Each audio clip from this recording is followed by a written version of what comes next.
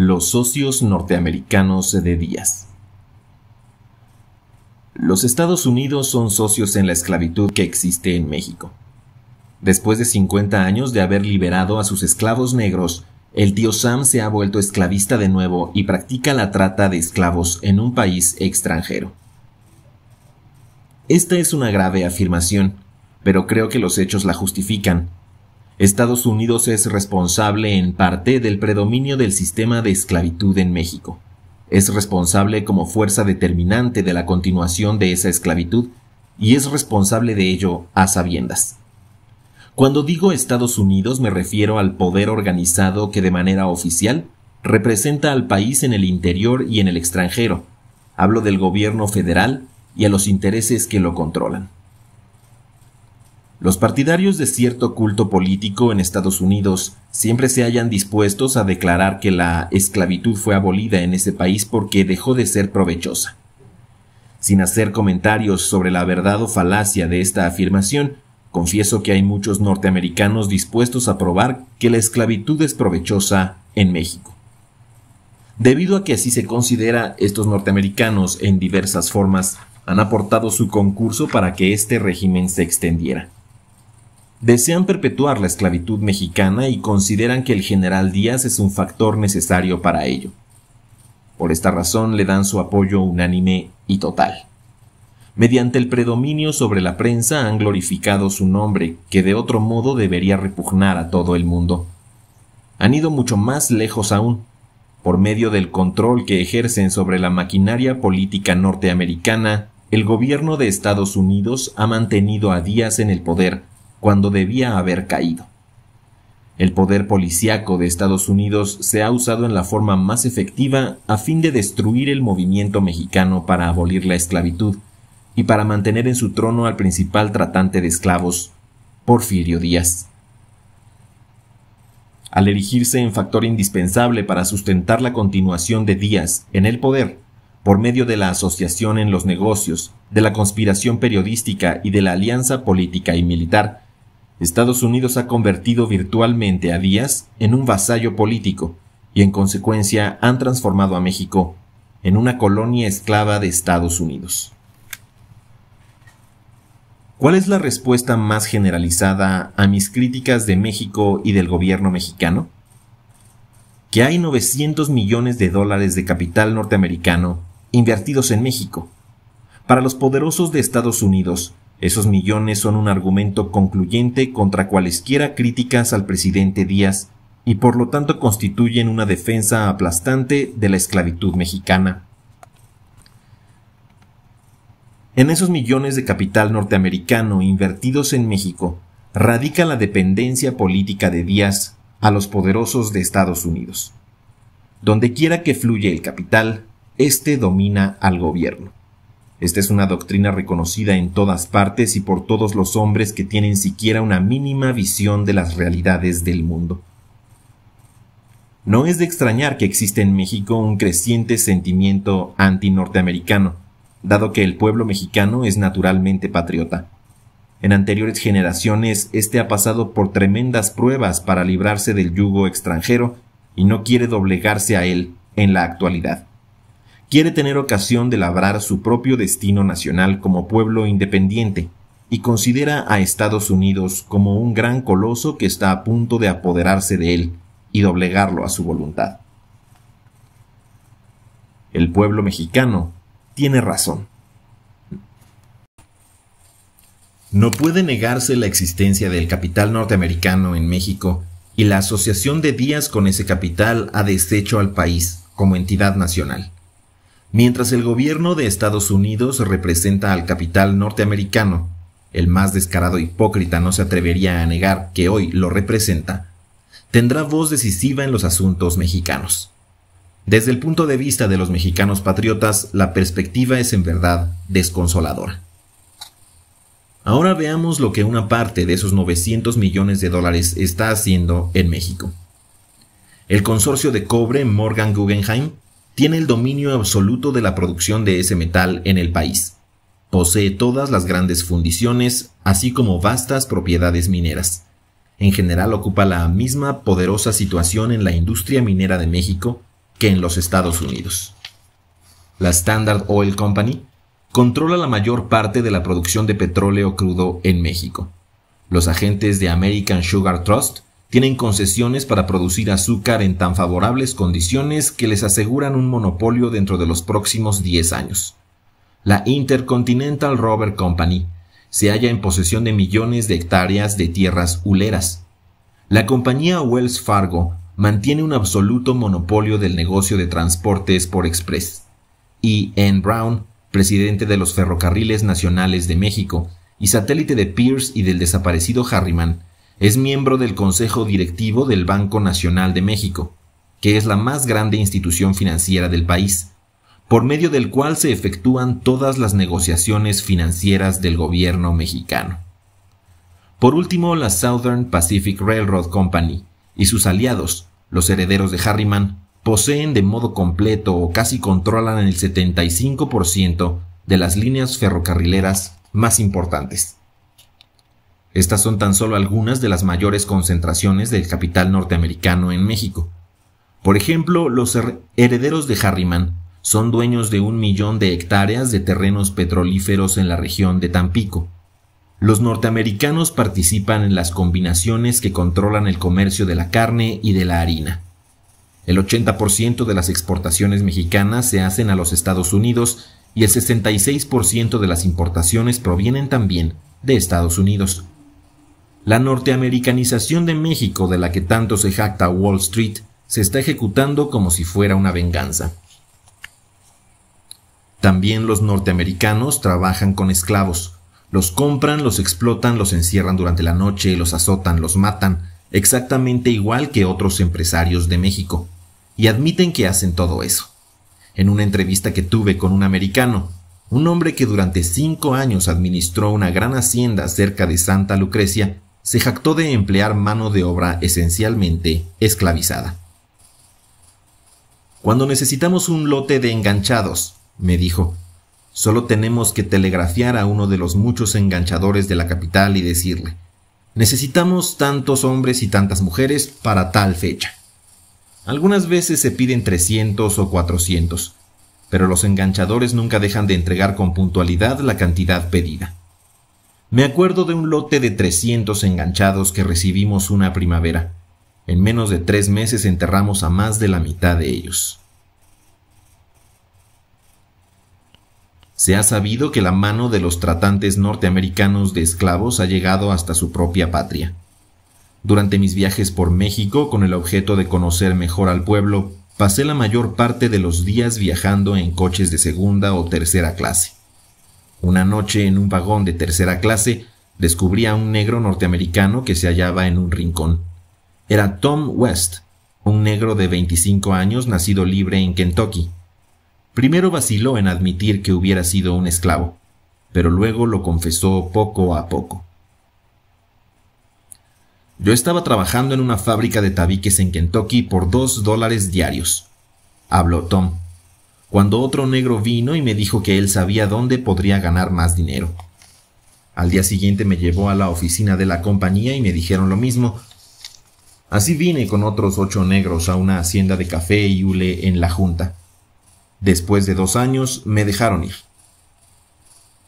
La hacienda que atrapó a Tom West de Kentucky era propiedad de norteamericanos. Algunos meses después de haber hablado con él, tuve ocasión de conversar con una persona que se identificó como el amo de Tom, después de haberle contado la historia de este. Esos negros, me dijo el norteamericano, fueron un experimento que no resultó muy bien. Deben de haber sido nuestros, pues no sé de nadie más por aquel rumbo que tuviera negros en la época a la que usted se refiere. Los agentes les prometían cualquier cosa con tal de atraparlos. Eso no era asunto nuestro. Nosotros tan solo los comprábamos y les hacíamos desquitar con trabajo el precio de compra, antes de darles ningún dinero. Sí, los encerrábamos bajo llave y teníamos que vigilarlos con armas de fuego. Si trataban de escapar, los amarrábamos y les dábamos una buena paliza. ¿Las autoridades? Nos codeábamos con ellas. Eran nuestros amigos. Ahora trazaré brevemente un esquema de la situación de los ferrocarriles en México y la historia de su consolidación. La consolidación bajo el control nominal del gobierno de los dos sistemas ferrocarrileros principales de México, el Central Mexicano y el Nacional Mexicano, se realizó no para impedir la absorción de las líneas mexicanas por capitalistas extranjeros, como se ha dicho de manera oficial, sino para facilitar esa misma absorción. Fue un trato entre E. H. Harriman, por una parte, y la camarilla financiera del gobierno de Díaz, por la otra. En este caso, la víctima fue México. Se efectuó una especie de venta diferida de los ferrocarriles mexicanos a Harriman. Los miembros de la camarilla de Díaz recibieron como parte del botín muchos millones de dólares por medio de maniobras con las acciones y valores al efectuarse la fusión.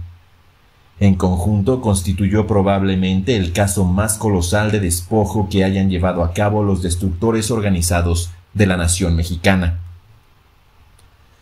En este negocio el ministro de Hacienda Limantur fue el factor principal, y Pablo Macedo, hermano de Miguel Macedo, subsecretario de Gobernación, fue primer lugarteniente.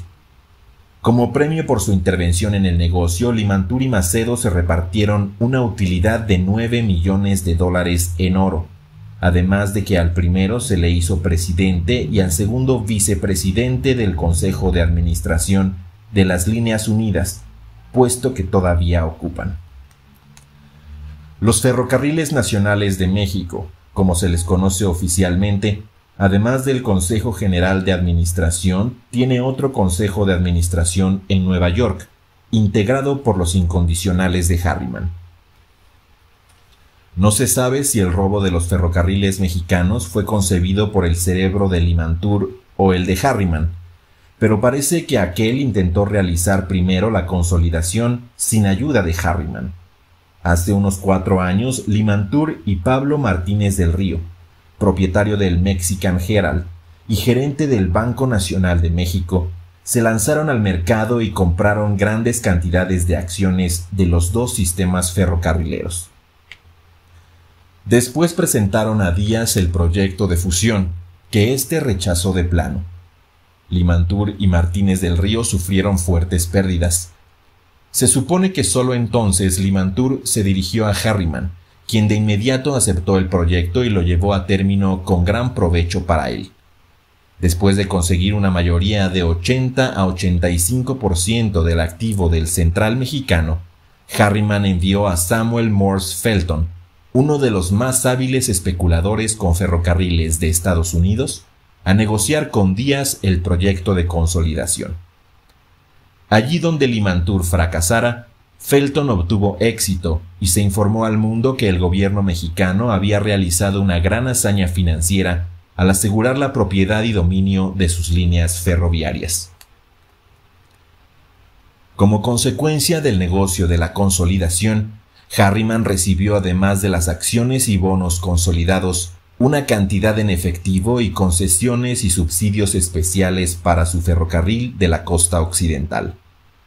Harriman forjó el contrato sobre la base del pago de interés por las obligaciones del nuevo organismo, y sus sucesores obligarán a que se les cubran tales intereses o embargarán las propiedades. Mientras Díaz permanezca en el poder, mientras continúe asociado al capital norteamericano, el asunto puede arreglarse, si no en otra forma, con cubrir los déficits con cargo al Tesoro mexicano. Pero tan pronto como se presente alguna dificultad, se espera que el gobierno se halle incapacitado para pagar y las líneas llegarán a ser norteamericanas tanto de nombre como de hecho.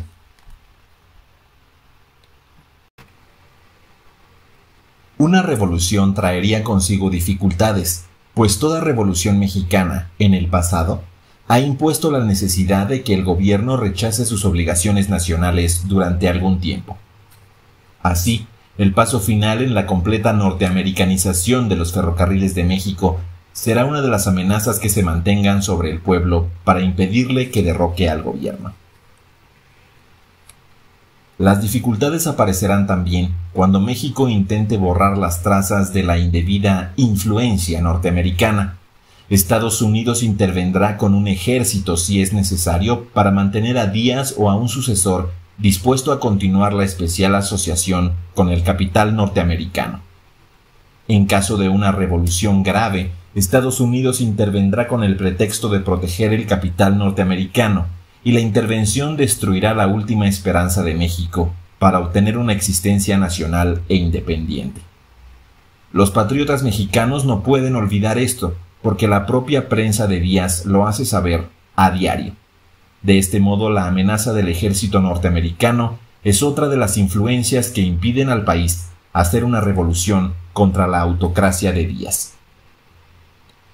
El capital norteamericano no está por ahora en favor de la anexión política de México.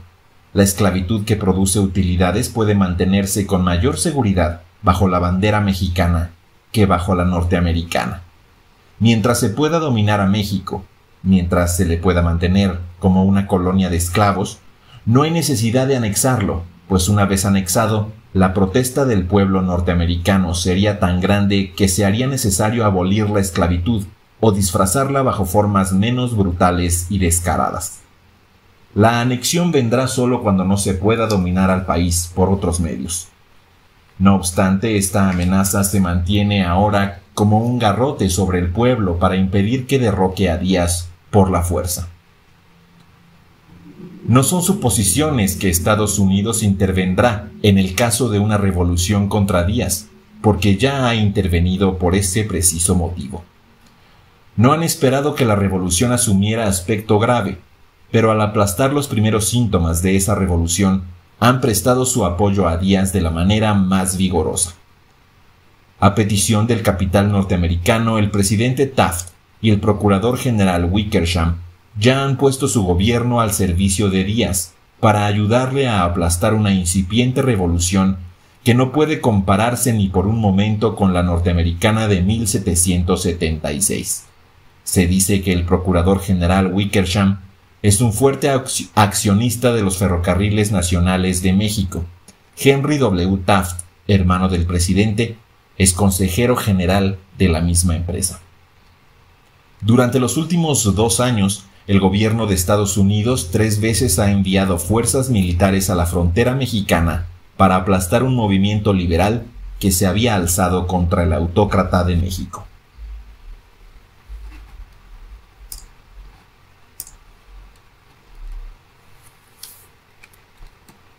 La persecución norteamericana de los enemigos de Díaz.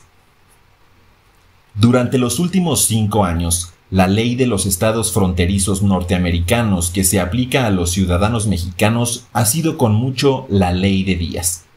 La frontera se ha mexicanizado. En gran cantidad de casos, el gobierno de Estados Unidos ha delegado sus propias facultades especiales en agentes mexicanos, como cónsules, abogados a sueldo o policías privados. Se negó a los ciudadanos mexicanos el derecho de asilo y la ordinaria protección de las leyes norteamericanas. Mediante el imperio del terror, Estados Unidos ha sofocado un movimiento que, de otro modo, con toda seguridad hubiera desarrollado fuerza suficiente para derrocar a Díaz, abolir la esclavitud y restaurar el gobierno constitucional en México. Por 3 veces durante los 2 últimos años, 2 como secretario de guerra y 1 como presidente, William H. Taft ha ordenado la movilización de tropas a la frontera de Texas para ayudar a Díaz a vengarse de sus enemigos. Con este mismo objetivo ha enviado allí patrullas de alguaciles norteamericanos y escuadrones de agentes del servicio secreto.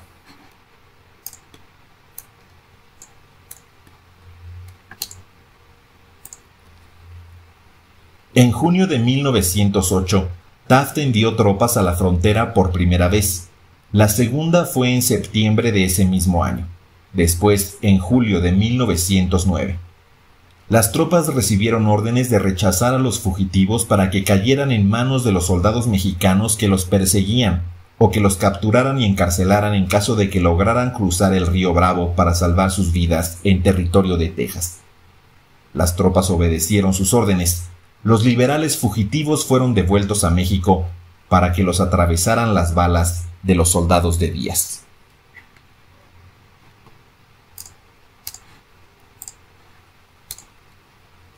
Durante los primeros 5 años han sido encarcelados en los estados fronterizos centenares de refugiados mexicanos y ha habido muchos intentos de devolver a estos al otro lado de la frontera para que el gobierno de Díaz les aplicara sus propios métodos sumarios.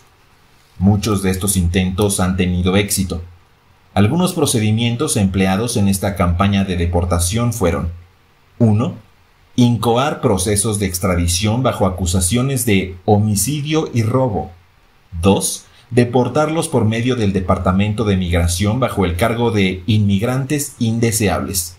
3. Secuestros descarados y entregas criminales al otro lado de la frontera. La base de las acusaciones en los procesos fue el alzamiento de un club liberal en Jiménez, Chihuahua, durante el cual una persona murió y la oficina de correos perdió algún dinero. En consecuencia, cualquier mexicano a quien se le pudiera comprobar que era miembro del Partido Liberal, aunque nunca hubiera estado por allí ni hubiera sabido nada del alzamiento, se hallaba en peligro de extradición por homicidio y robo. El gobierno de Estados Unidos gastó muchos millares de dólares en los procesos derivados de estas acusaciones, pero hay que reconocer que gracias a la actitud de ciertos jueces federales, estos procesos no hayan llegado, por lo general, al fin que se buscaba. El plan de deportar a los refugiados políticos por medio del Departamento de Migración fue más efectivo. Las leyes de inmigración disponen que si se descubre que un inmigrante es un delincuente o un anarquista, o que ha entrado en los Estados Unidos en forma ilegal, los funcionarios de inmigración pueden deportarlo. La cuestión de la indeseabilidad del inmigrante no está sujeta a revisión por los tribunales. El inmigrante no puede apelar. La palabra del agente de migración es ley. Antonio I. Villarreal, secretario del Partido Liberal, fue uno de los que estuvieron en peligro de ser deportados. Después de que se emplearon infructuosamente varios medios para obtener su extradición, Villarreal fue entregado a los funcionarios de migración de El Paso, pero cuando ya iba camino de la línea fronteriza, logró escapar. Muchos mexicanos liberales fueron deportados en grupo por los funcionarios de migración de Douglas, aunque no existe pretexto legal para deportar a un inmigrante porque sea refugiado político. Por otra parte, de acuerdo con los llamados principios norteamericanos, el refugiado tiene derecho a que se le presten de modo especial cuidados por esa misma razón.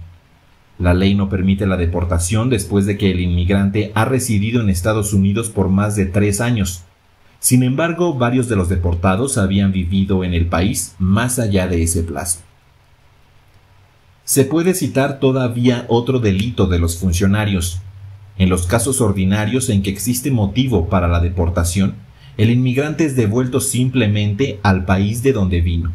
Pero en este caso los liberales mexicanos, maniatados por las autoridades norteamericanas, fueron entregados en grupo a la policía mexicana. Las esposas no les fueron removidas de las muñecas hasta que los prisioneros llegaron a la penitenciaría de Hermosillo, Sonora. Muchos norteamericanos recordarán el caso de L. Gutiérrez de Lara, a quien el Departamento de Migración arrestó para deportarlo en octubre de 1909, con el pretexto de que era un anarquista extranjero. De Lara había residido más de 3 años en Estados Unidos y sin duda hubiera sido enviado a la muerte si no se hubiese levantado una gran protesta en toda la nación que asustó a los conspiradores. Se supone que en ese momento especial se quería de la vida de Lara porque él me acompañó a México y me ayudó a conseguir el material para estas revelaciones sobre la situación mexicana. Cuando Díaz no puede lograr por otros medios que lleguen a su poder los enemigos que tiene en Estados Unidos, no duda en emplear el secuestro. Para poner en práctica este medio no tiene dificultad en conseguir la ayuda de los funcionarios norteamericanos. El caso más notable de secuestro ha sido el de Manuel Saravia. Se hizo notable no por único, sino porque se descubrió con más claridad. Saravia era el segundo orador de la Junta Liberal. Fue perseguido de un sitio a otro por los policías secretos de Díaz, hasta que por último se estableció en Arizona, donde se dedicó a trabajar de impresor. El 30 de junio de 1907, Antonio Maza, cónsul mexicano, se encontró con Saravia y lo reconoció. Esa tarde el policía norteamericano Sam Hayhurst detuvo a Saravia a punta de pistola, sin orden de detención, y lo llevó a la cárcel municipal. En la noche fue sacado a la calle y obligado a subir en un automóvil. Lo transportaron al otro lado de la línea internacional, donde lo entregaron a un oficial de rurales. Los rurales amarraron a Saravia al lomo de una mula y atado de este modo lo llevaron en un viaje a través de las montañas. Después de 5 días de marcha, lo confinaron en la penitenciaría de Hermosillo, Sonora. ¿Cómo se salvó Saravia? Tan solo porque cuando lo metían a la fuerza en el automóvil, gritó su nombre y denunció que lo secuestraban. Alguien lo escuchó y esparció la noticia. Aún así, el cónsul Maza trató de ahogar el asunto. Por determinados medios pudo hacer callar a la cadena de periódicos de Arizona, pero había un periodista a quien Maza no pudo cohechar, Franklin Dorr. En su periódico, Dorr levantó una protesta que encendió la sangre del pueblo. Una multitud enardecida buscaba a Maza con una cuerda para colgarlo. Llamamientos telegráficos al gobierno del estado y al de la nación, y por fin Saravia fue vergonzosamente devuelto. Casi todas las pequeñas ciudades norteamericanas situadas a lo largo de la frontera mexicana albergan a un individuo que ostenta el título de cónsul mexicano. También hay cónsules en pueblos situados centenares de millas lejos de esa frontera. Se supone que tales cónsules cumplen el propósito de cuidar los intereses del comercio de ambos países. Pero hay pueblos cuyo comercio con México no es mayor de $100 al año y sin embargo tienen cónsules mantenidos por días con un costo de decenas de miles de dólares al año. Estos hombres no son tales cónsules, sino espías, perseguidores, sobornadores. Disponen de mucho dinero que gastan para alquilar malhechores y detectives y para sobornar a funcionarios norteamericanos. Con el poder obtenido de esa forma, en diversas ocasiones han cerrado periódicos y hecho encarcelar a sus directores, y también han disuelto clubes políticos de mexicanos. Contratados por el cónsul mexicano, unos asaltantes destruyeron la imprenta de Manuel Saravia en diciembre de 1908. Pero Saravia no pudo persuadir al jefe de policía para que practicara una investigación del asunto, ni de que tratase de encontrar y castigar a los delincuentes. John Murray fue detenido por el jefe del servicio secreto por el supuesto delito de recaudar dinero para la defensa legal de los refugiados. Robert Doe, recaudador de aduanas norteamericano en Texas, fue obligado a renunciar a su cargo acusado de ser agente secreto del gobierno mexicano y de recibir dinero por ese servicio. Las pruebas del caso fueron eliminadas por el Departamento del Tesoro de Estados Unidos, el cual reinstaló a Doe una vez que hubo pasado la indignación por este asunto. Hace unos meses los periódicos anunciaron que el mayor Elihu Root del ejército norteamericano había salido en misión especial a México para conferenciar con el secretario de Guerra sobre los medios más prácticos de atrapar a los enemigos de Díaz que residen en Norteamérica.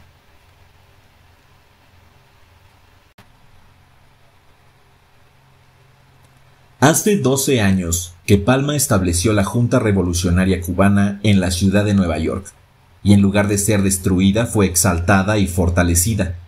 Durante más de un siglo los refugiados políticos europeos, sudamericanos y hasta chinos han buscado seguridad en Estados Unidos.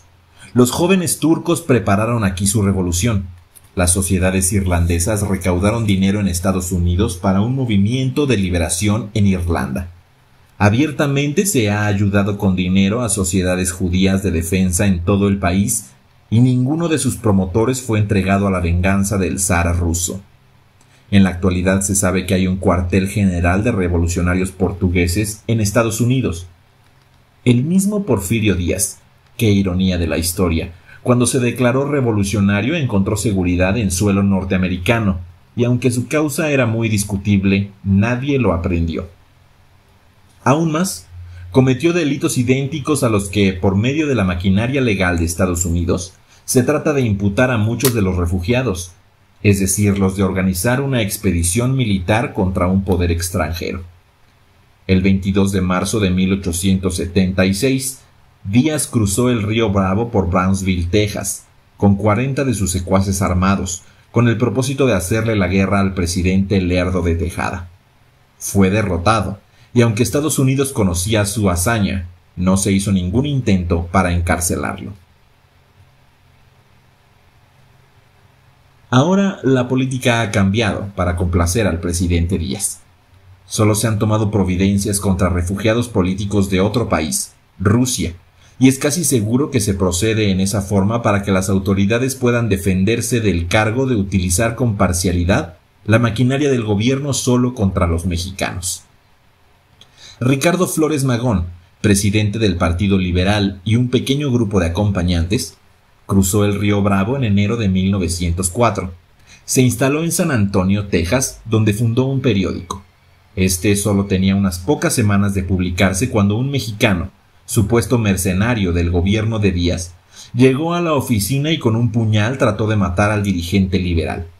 Flores Magón se lanzó sobre el individuo y aún forcejeaba con él cuando 4 detectives municipales entraron y lo aprendieron. Al día siguiente, se impuso a Flores Magón una multa en la comisaría, pero el atacante ni siquiera fue detenido.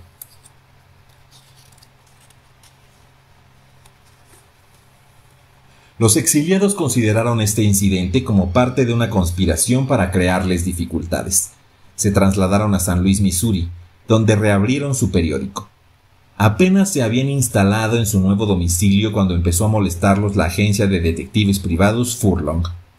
Los mexicanos declararon que esta agencia colocó a uno de sus hombres en la oficina con el papel de agente de anuncios y a otros más en la oficina de correos de San Luis para interceptar la correspondencia dirigida a los exiliados. También destacó agentes para buscar personas que quisieran entablar juicio por difamación contra el periódico.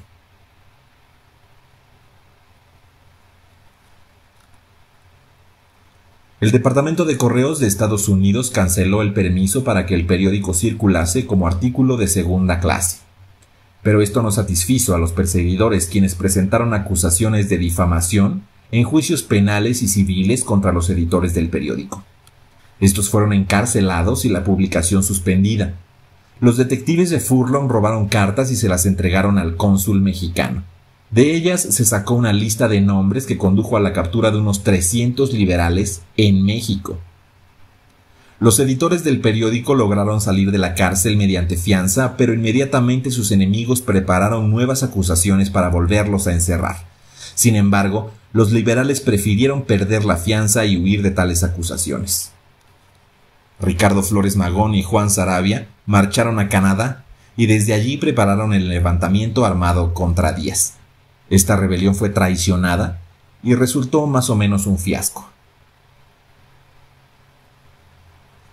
Flores Magón durante meses fue perseguido por detectives de ciudad en ciudad. Por último, su periódico reapareció en Los Ángeles con el nombre de Revolución, y allí se le unieron Villarreal y Rivera.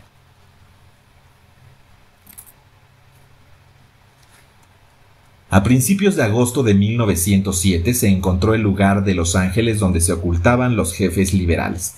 La policía trató de secuestrarlos, pero los hombres gritaron. Para acallarlos los golpearon con las pistolas de modo brutal. Los gritos atrajeron tal multitud que no fue posible secuestrarlos. Tan mal preparados estaban los policías para hacer una simple detención, que cuando llevaron a sus prisioneros a la cárcel no supieron qué acusación formular en su contra, de modo que tuvieron que registrarlos como detenidos por resistencia a la autoridad. Se formularon contra Flores Magón y sus compañeros distintos cargos. Primero el de resistencia a la autoridad, después acusación de homicidio y robo, más tarde la difamación en grado penal, enseguida el homicidio de un tal Juan Pérez en México, y por último la conspiración para violar las leyes de neutralidad.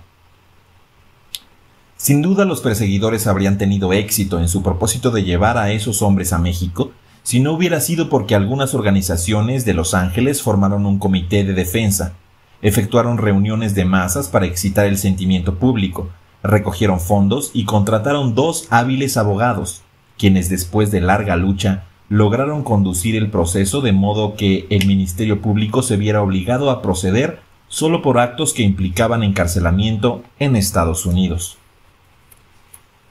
Durante las primeras etapas de la lucha legal, los agentes de Díaz, con sus métodos característicos, se dedicaron a suprimir el periódico Revolución. Después que fueron detenidos los 3 editores, trató de salvar la emergencia L. Gutiérrez de Lara, quien no había sido identificado como miembro del Partido Liberal, pero 2 semanas más tarde ya les hacía compañía a Flores Magón, Villarreal y Rivera. Se pidió su extradición en el supuesto de que había cometido un robo en cierto día de cierto mes de 1906 en cierto estado de México.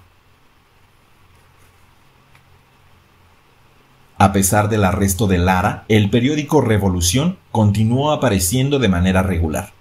Tan pronto como los agentes de la Procuraduría pudieron encontrar al nuevo editor, que resultó ser Manuel Saravia, inmediatamente lo aprehendieron y lo acusaron del mismo delito que en esos momentos se le atribuía a Flores Magón, Villarreal y Rivera. Los impresores Modesto Díaz, Federico Arismendi y un muchacho de apellido Ulibarri salieron al paso de la nueva emergencia, pero en menos de un mes también ellos fueron conducidos a la cárcel acusados de difamación. Así fue como el periódico de la oposición mexicana pasó a la historia. Modesto Díaz murió a consecuencia del encarcelamiento que siguió a su detención. Revolución no era un periódico anarquista ni socialista. Tampoco propugnaba por el asesinato de presidentes ni por la abolición de gobiernos. Solo defendía los principios que los norteamericanos, en general, han considerado como necesarios para el bienestar de cualquier nación. Si un periódico norteamericano con los mismos ideales hubiera sido suprimido por métodos aún mucho menos arbitrarios y descarados que los expuestos aquí, se hubiera levantado una justa protesta que se escuchara en todo el país de costa a costa. Pero solo se trataba de un periódico mexicano de oposición al presidente Díaz y se le suprimió. La historia de Lázaro Gutiérrez de Lara constituye un buen ejemplo del sistema para privar a los enemigos de Díaz de su libertad personal en Estados Unidos. Gutiérrez de Lara fue aprehendido y encarcelado el 27 de septiembre de 1907 por instrucciones telegráficas del Procurador General Bonaparte. Como ya se dijo, se le acusó de un robo y se procuraba su extradición a México sobre la base de tan terrible culpa.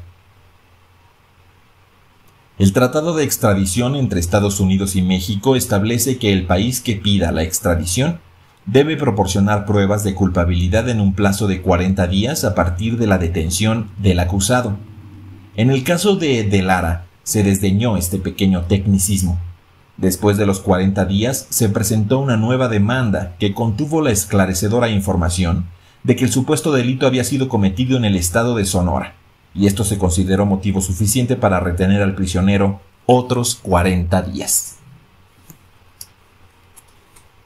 Nada sucedió en el curso de este nuevo plazo.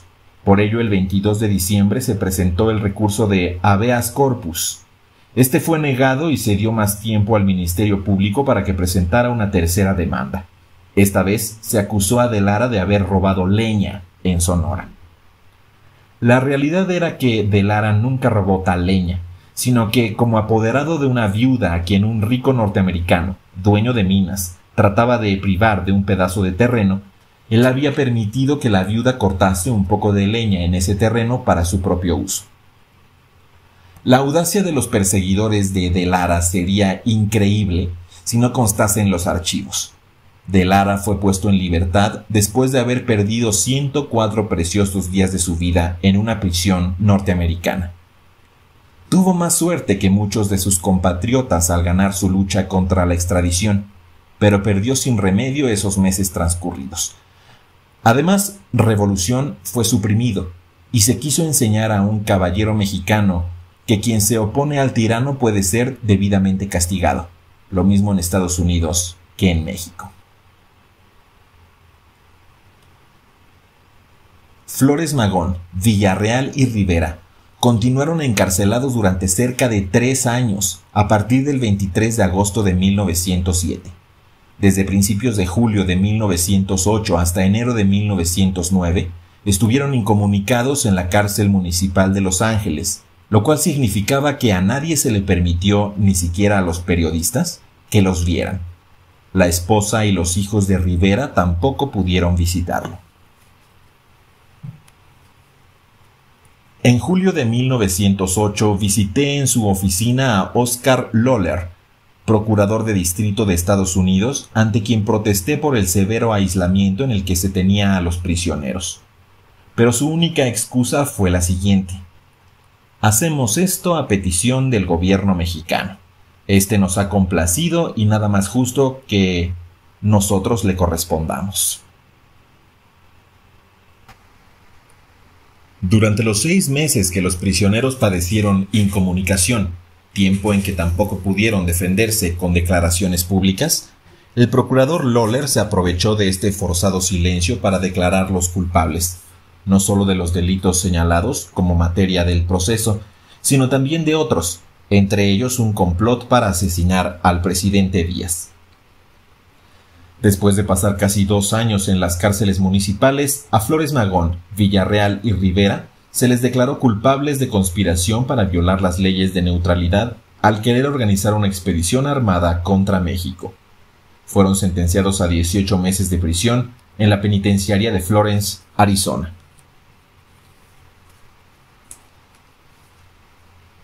En general, fracasó la campaña para extraditar a los refugiados acusados de homicidio y robo, pero sirvió para mantener en la cárcel a muchos liberales durante largos meses hasta consumir sus recursos, debilitar su organismo e intimidar a sus amigos. Sin embargo, eso no bastó para conseguir su extradición. La mayoría de los liberales deportados lo fueron por funcionarios de migración o por secuestro. A mi juicio, ninguno de los acusados era culpable dentro de la debida interpretación de las leyes, las que fueron violadas y malinterpretadas con objeto de condenarlos. La persecución general de refugiados políticos mexicanos continuó sin cesar hasta junio de 1910, cuando el escándalo se hizo tan grande que se llevó el asunto ante el Congreso norteamericano. Los hechos anotados, aunque en forma más completa, se denunciaron ante el Comité de Reglamentos de la Cámara de Diputados. Hasta la iniciación de las gestiones ante el Congreso, el gobierno norteamericano planeaba continuar las persecuciones. En varias ocasiones se anunció que en cuanto se cumplieran las condenas de Flores Magón, Villarreal y Rivera, estos serían procesados de nuevo por otros cargos, pero el 3 de agosto fueron puestos en libertad y no se les volvió a arrestar.